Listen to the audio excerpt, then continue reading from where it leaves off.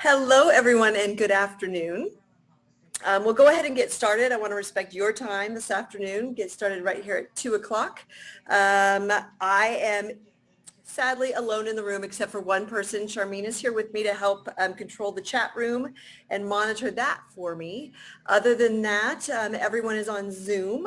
So I thank you for showing up. I thank you for participating with us on Zoom this afternoon.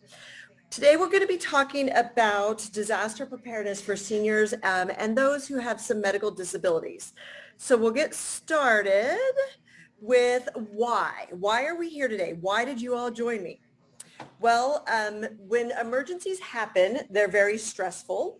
So if we can get prepared, we can reduce our fear and anxiety. So we're ready to go. So today's conversation with you is all about preparedness, disaster preparedness. So I actually prepared this for Santa Clarita, and I don't know how many people on Zoom are local or are from further away. I know as we have gotten further into Zoom and further into the pandemic, we've had more and more people join our classes from further and further away.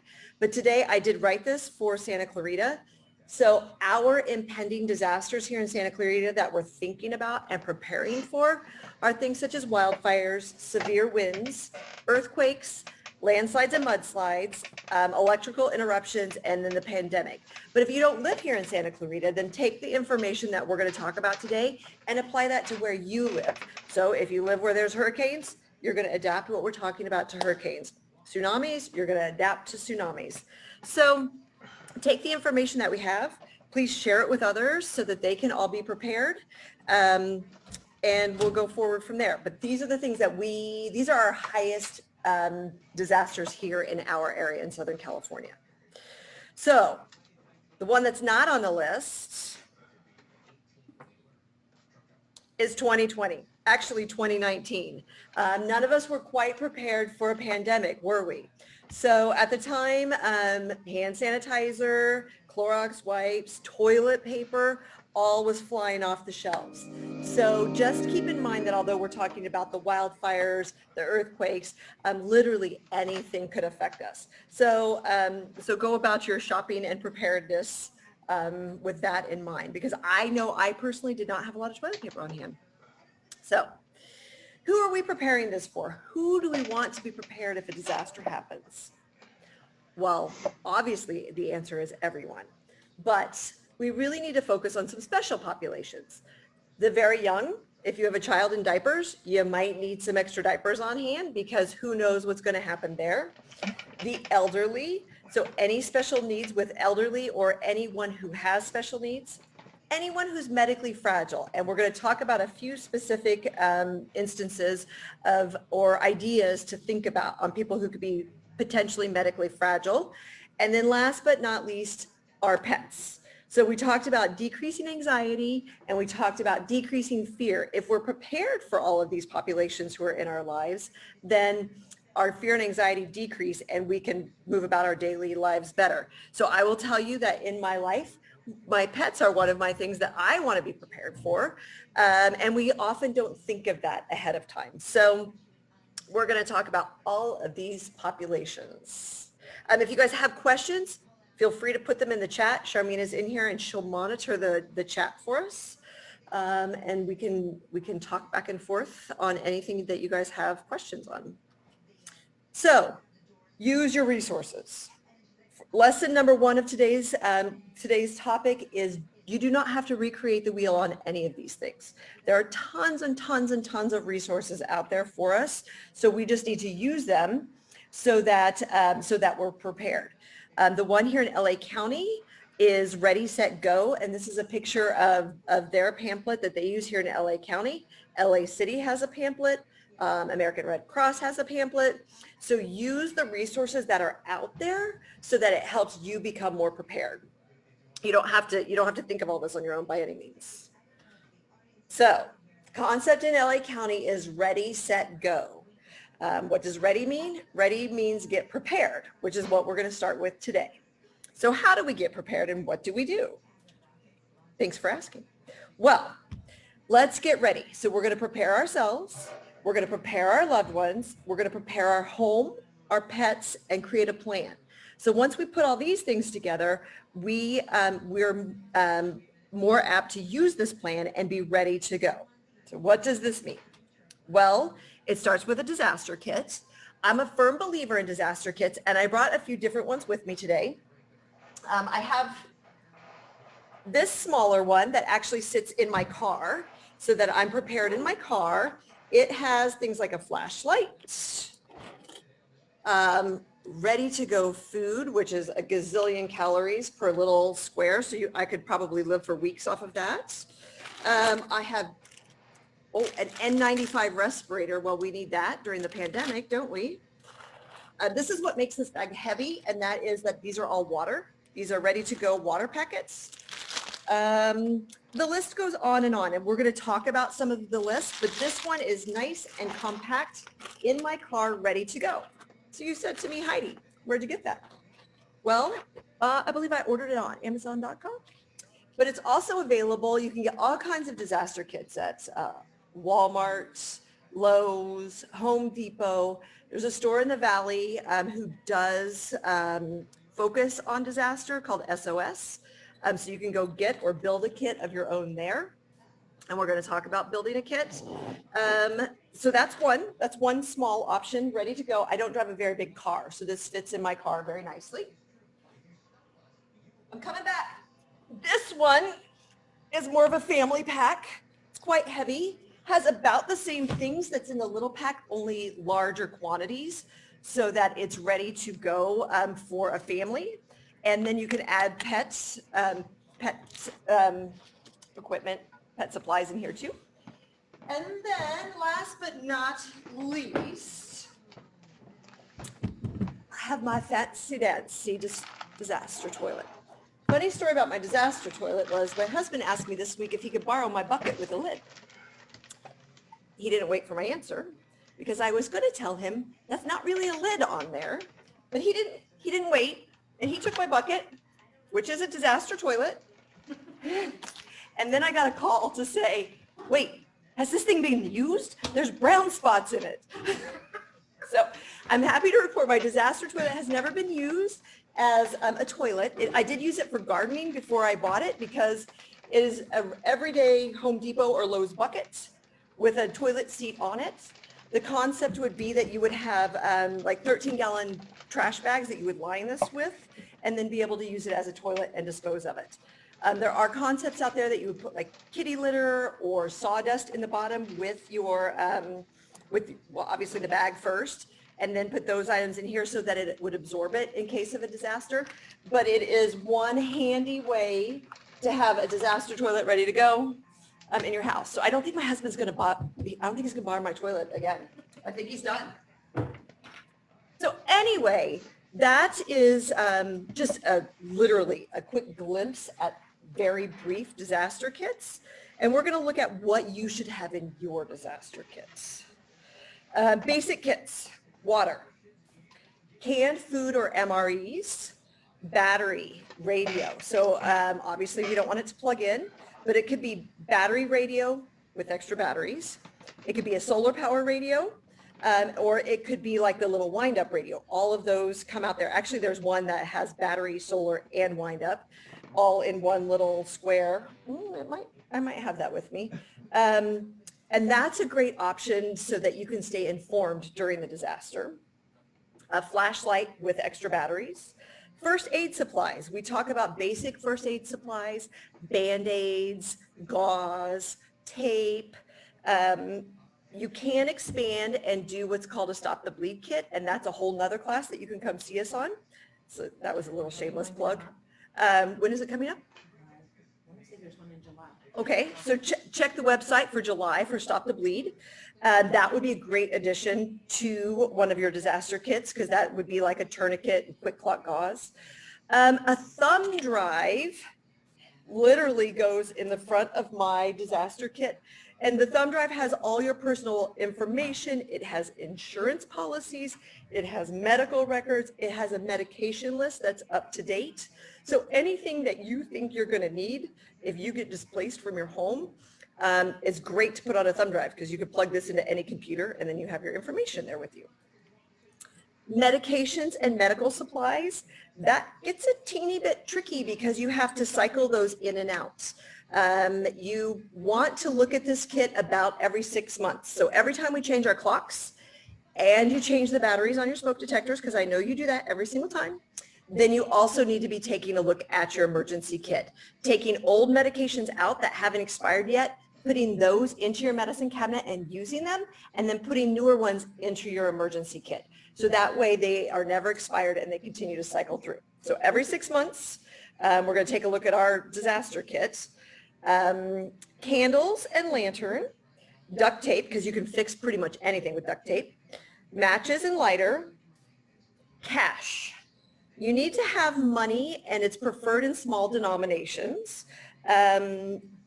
If everything collapses electronically, so some people say to keep a credit card, which I think is a great idea, but then also a little cash or a combination of both, because we never know what infrastructure is going to stay up when we have a disaster. So small denominations of cash, because say you were that mom with the little baby and you needed those diapers, but all you had was a $100 bill and they didn't have change for that $100 bill, you're desperate enough to spend $100 on a package of diapers. But if you had a $20 bill, you could be like, okay, keep the change. I just really need these diapers.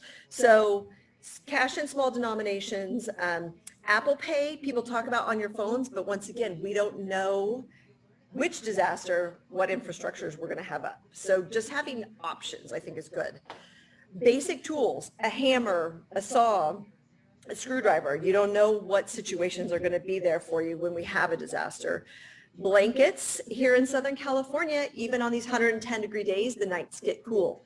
So we need to have blankets and ways to stay warm. And then especially if you have young kids, entertainment. But not video game entertainment, because our infrastructure is probably not going to be robust for that. Things like coloring books, a deck of cards. So low-tech entertaining items are great things to put here in our disaster kits. Here are the best looking MREs I've ever seen, but here they are. My pictures are from the internet. 72-hour supply of non-perishable food.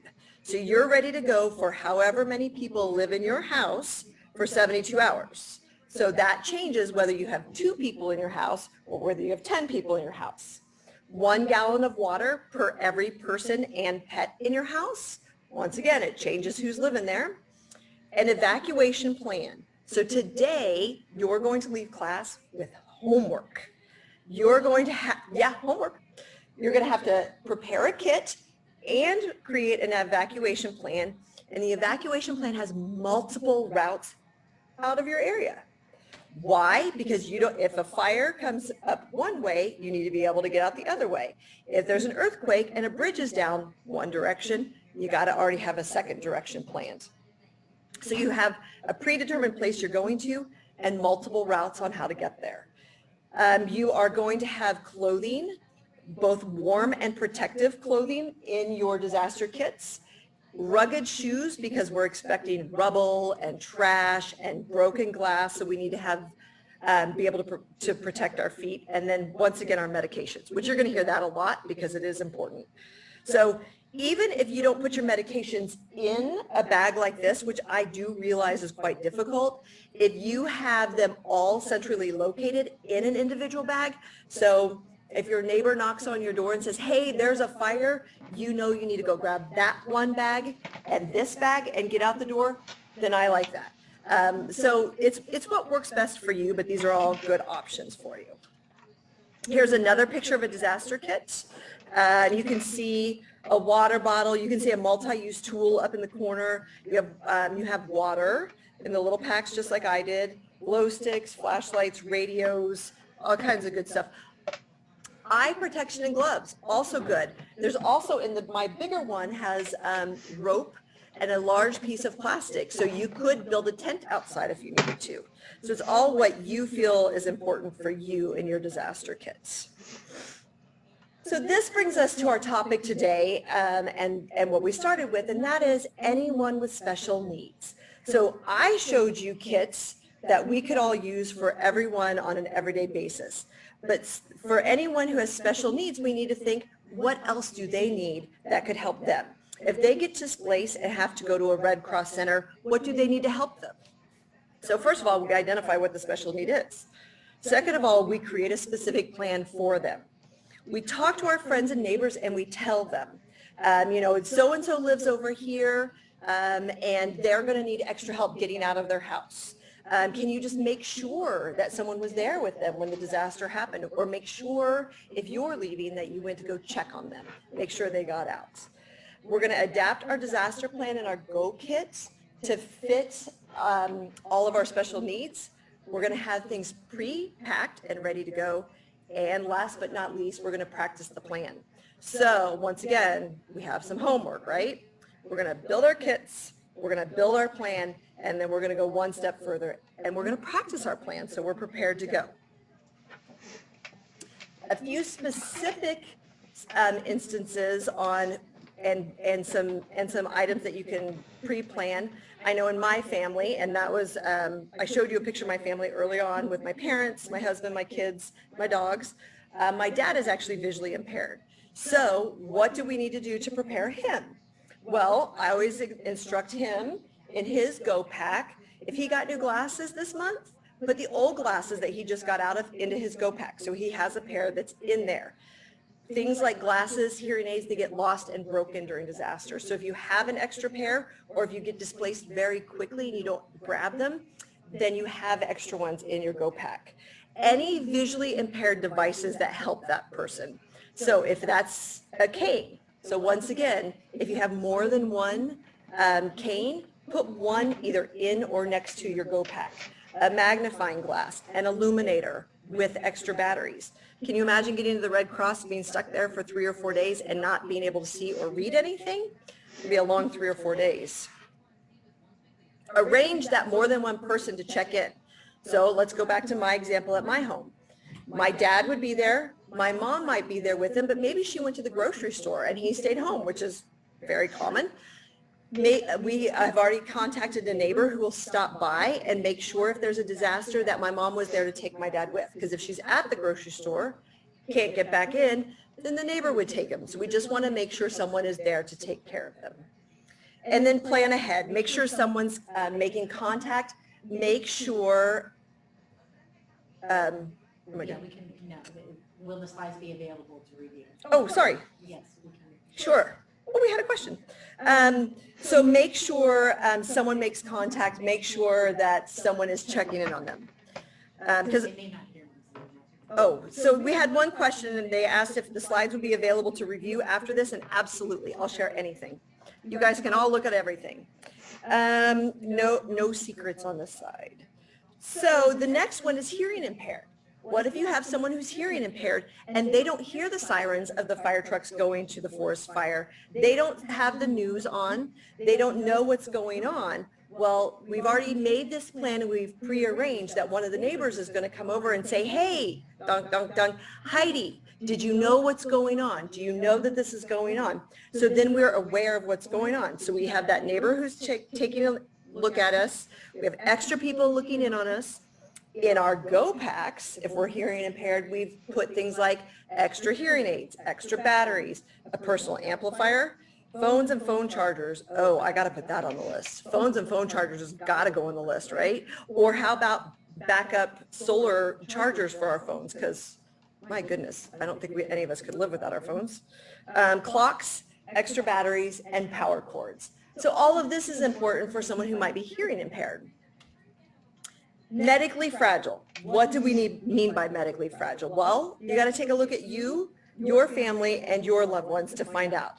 So you might have someone who's ventilator dependent. A ventilator dependent person means there's a machine breathing for that person. That is usually connected to power. So if the power goes out, how does that machine keep working? Or what are we going to do to keep breathing for that person?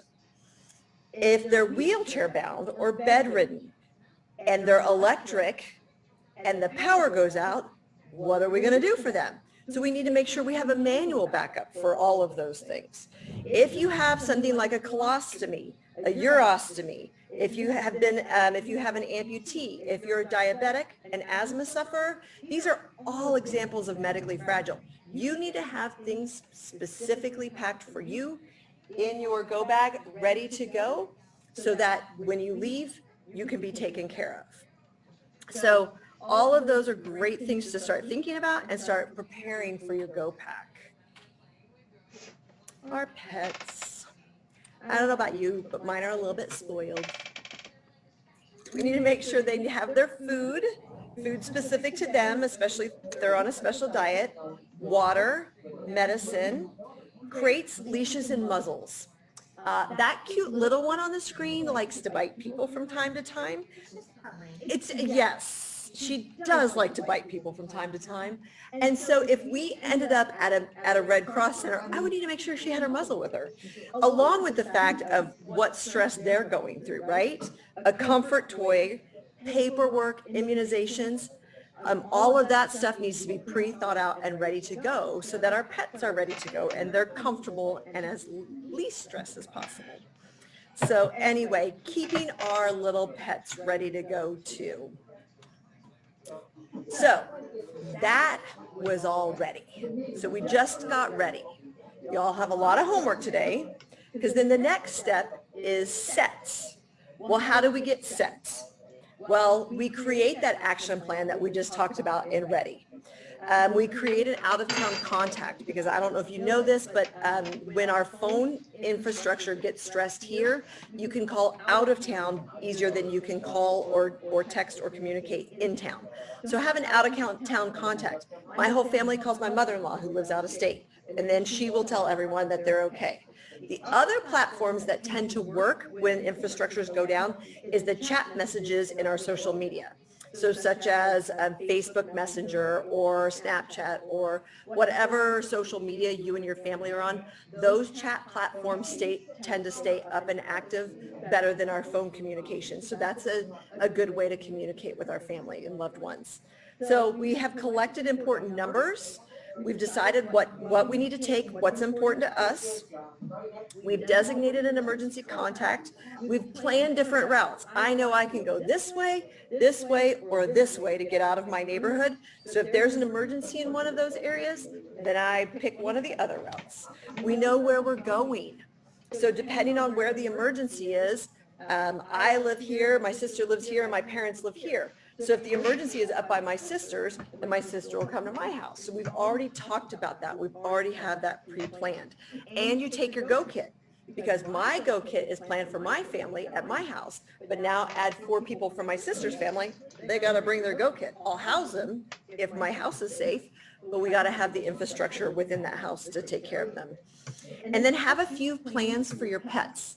Sometimes the shelters can't take the pets. Sometimes your family can't take a pet. So you have a plan A, a plan B, and a plan C as to where your pet could go so that you have options to keep everyone safe. So now we've taken our pre-evacuation plan steps. We share our plan with our loved ones so everybody's on the same page and we're not like, I thought you were going here, you thought you were going there. I thought there's no confusion. Everybody knows where we're headed to. And then last but not least, we practice that. So all kinds of homework that we're going into today so that we eventually are really set and ready to go when a disaster hits. We know here in Southern California, it's not if, it's when. I'd like to say we're headed into fire season, but fire season has turned into 12 months a year. So we need to be ready and set all year long. We can't let our guard down. There are specific registries, and there is one specific here in LA County with the LA County Sheriff's Department that we can register some of our special needs with. So it's not as robust as I would like it to be, but it includes people who are on the autism spectrum, Alzheimer's, dementia, bipolar syndrome, Down syndrome, and epilepsy, that you can fill out some information with our local sheriff's department, and then in an emergency, they can have extra information on your loved one. It's great. It's a great starting point for us. Another special registry that we have is Southern California Edison. So go back here. where I said, what if we have someone who is on a ventilator? Or what if we have someone who's wheelchair bound? Those specific medical equipment need electricity. So the Southern California Edison already has them in a registry. If you go to the Southern California Edison Medical Registry and knows that there's someone there who needs extra help, can help you create a plan to help take care of your loved one. So that's really cool. I do have all of these resources on the very last slide. So Charmaine can share them with everyone. So if you need them. Uh-oh. Last but not least, we got ready. We got set. Well, it's Southern California, and here we go. It's time to take action. We didn't think it was going to happen to us, but it happened to us. The fire is impending. The earthquake has just happened. The pandemic has just happened. It's time to hit the road. We have to assess where our dangers are, how we're going to get out, and then obviously what we're going to take. So if this is all ready to go, I grab my bag, which is quite heavy, and I grab my thumb drive, which was already in it, so I don't even have to think about that. I grab my bag, it has my dog food, it has my family medicines, it's everything my family needs to survive for 72 hours, and I head out the door, because that's what's most important. So, other things that we need, especially now that it is go time, radios. TV stations tend to go down. How are we going to get communication as to what's going on? Well, we had our little crank solar battery radio. What do we tune it to? Well, here locally, 1220 AM and 98.1 FM are our local stations here in Santa Clarita. So that's a great resource to have. So you have the little battery powered, and they're not very big, little battery powered / solar powered radio. And even if you're not going, but you lose power or you lose cable, you can still have communication. You can still know what's going on. A weather radio is a great idea. Those are the little ones that give you the alert. They stay on 24/7 and they will alert you if something is coming. If you are hearing impaired, there is a hearing impaired radio, weather radio. So that's a great addition to your Go Pack if that's where you're medically fragile. We can see a lot on TV. TV news have apps and alerts. Those are great to put on your phone or your tablet. So that way, if you're not on your phone or tablet or on your TV and something starts happening, the app will alert you as to what's going on. You can also sign up for Southern California Text Edison alerts. I'm signed up, but I haven't gotten any because of the heat. You have to renew it. We have to renew it. I believe every 6 months you have to renew your Well, text option. at 3 o'clock when I'm done, I'm going to have to go do my Southern California Edison Alert text option because it just dawned on me that I have not heard from them that it's going to be 110 today. And it is. So that is one of the ways that I stay in tune to what's going on in our area. Next, love it or hate it, social media. Social media is probably the fastest way anyone knows anything is going on. So SCV Emergency Now is a great resource here in Santa Clarita. You will get quite timely information from them. Local fire department and law enforcement social media. You will also get timely information from them. They will send out social media blurbs of stay out of this area. This is going on in this area. This area is about to be evacuated. So all really great resources for us to stay informed as to what's going on in our area. Both of my kids go to school out of state. So I have some of these things on my phone for the areas that they live in, so I can know what's going on in their area. And then we also have reverse 911 calls. So if we're to this state of go, 911 will do a couple things. Number one, they will, if it's safe, they will deploy officers to help everyone get out and to start telling them to get out. But they will also start reverse 911 calls, and that is a call to your phone to tell you you have to get out, you are being evacuated. So those are all really great ways to stay informed so that we can be ready to stay safe. And then last but not least, you're not at this phase. You're not here. That fire's not at your door, but it's several miles away. You're thinking, we might be next to be evacuated, and you're home and you can prepare. Then you can think about some of these items. You can think about valuables. You can think about photos. You could think about your PC or your hard drive for your computer, although we already have our flash drive, so really we're good to go. But that's the time that we can start thinking about, are there any valuables or anything extra that we really feel we need to take with us?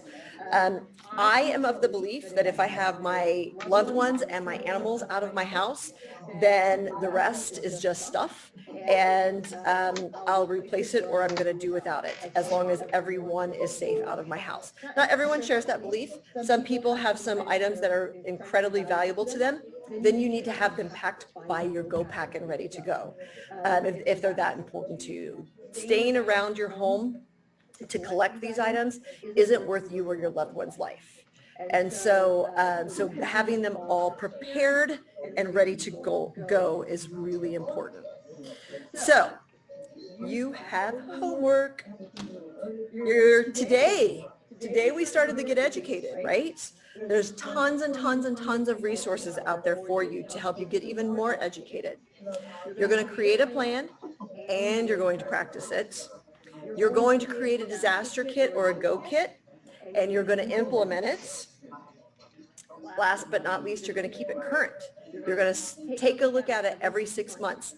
Take a look at your thumb drive every 6 months. Did you change insurance companies in that 6 months? Did you change mortgage companies? Take a look at the information on your thumb drive. Take a look at the items in your pack. Everything expires at some point in time, so you don't want it to be that you put your pack together. 20 years later, you take a look at it and it's no good, which did happen to me. I'll tell you that quick little story.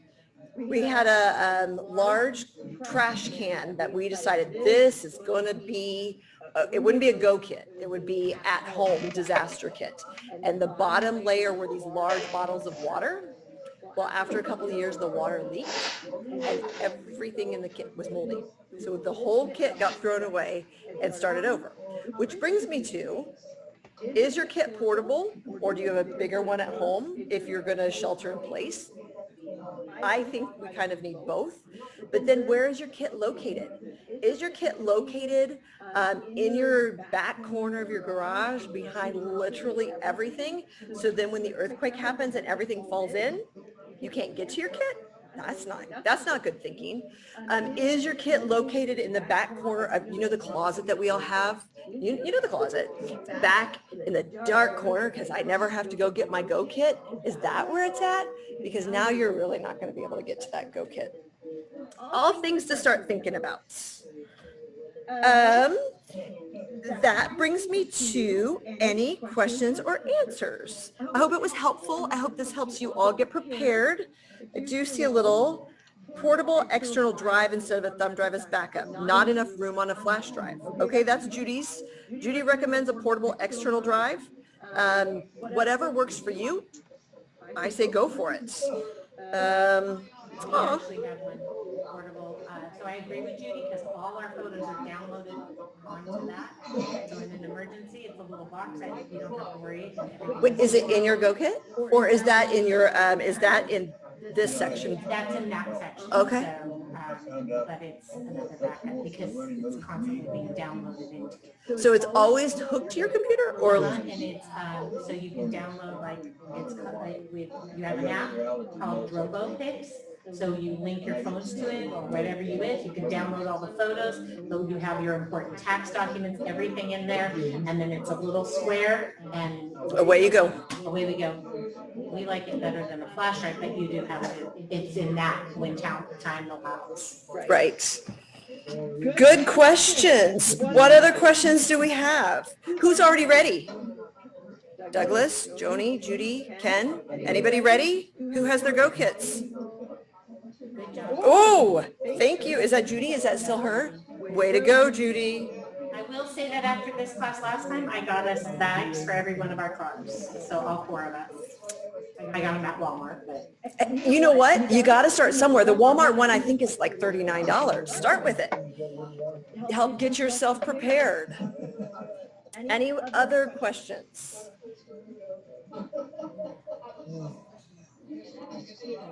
The lid, toilet lid. Where do you get those? The toilet lid. So Charmine's asking about my fancy dancy toilet lid, the one that hasn't been used. The bucket, I'm not advertising for anyone. You can get the bucket anywhere. The toilet lid, Amazon.com. And pretty much all of these items. And I'm not advertising for any particular company. I have no claim in any company. Yeah, my interest is getting you interested.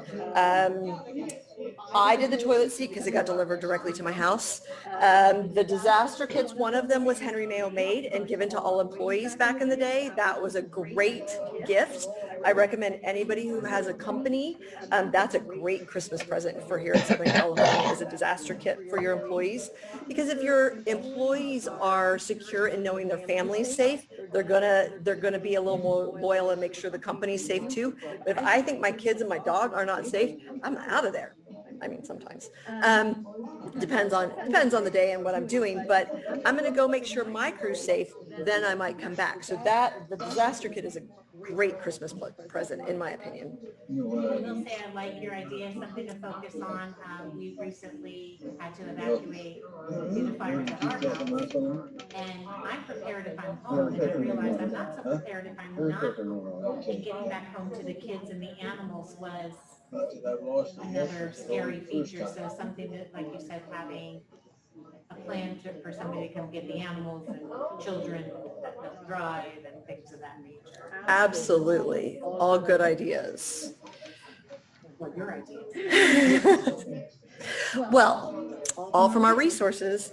So that's all I have for all of you. If you guys don't have any questions, you have Charmine's contact. That's who's in the room with us. She is here with our education. Here, I'll step away.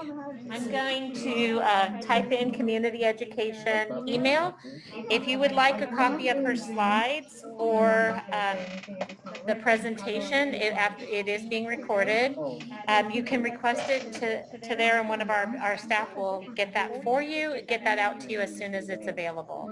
So, and any questions, I am also attaching that didn't work, our phone number. And feel free to give us a call. Oh my I threw out all my mascara and had to get the one in my go bag since I hadn't had time to go.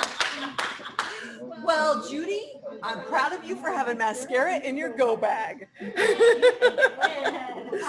My go bag does not have mascara. I'll tell you that. I'm not going to be looking pretty if you see me out when all of this is happening. I love that. Well, I'm glad it was there for you. You were well prepared. I got to think about that now too. Yeah, no. So any other questions or comments, feel free to reach out to Charmine. If anyone has any questions, and I can shoot, Charmine will reach out to me. We'll give you some extra information if you need it. But I say go out there and get prepared, you guys. Have a great day. Oh, wait. Well, thanks, Dad. My dad's on the call. And thank you, Judy. Thank you for coming and supporting. We appreciate it. And please, once the senior center opens up, I'm happy to come over. Let's get everyone prepared. Because if our seniors are prepared, then we can relax a little bit. For sure.